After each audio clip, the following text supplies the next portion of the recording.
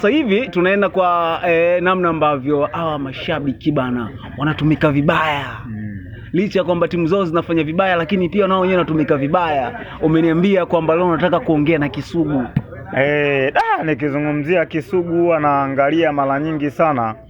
Ni mshabiki ambaye kwamba na ni mwanachama ambaye kwamba namuona kwamba ni mtu ambaye anatumiwa, kwamba Kisugu aongei mpira.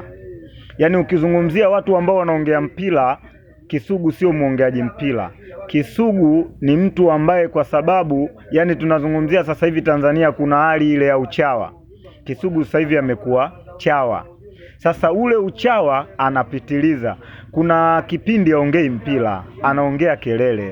Kwani shida iko wapi sasa? Shida iko wapi? Kwa sababu yeye anachosema ni kwamba kama viongozi hawana matatizo hivi. Kwa sababu tunafahamu yeye mwenyewe anasema kwamba viongozi, ama inavyosemekana kwamba viongozi siku zote wanapokuwa madarakani kuna mambo mengi ambayo yanatokea. Kuna kufanya vizuri, kuna kufanya vibaya, lakini pia hapo kuna kupigwa madongo na wanachama, namna ambavyo mambo yanaendeshwa. Kisugu anakosea wapi sasa? Ni kama anawasifia sana viongozi ama wapi?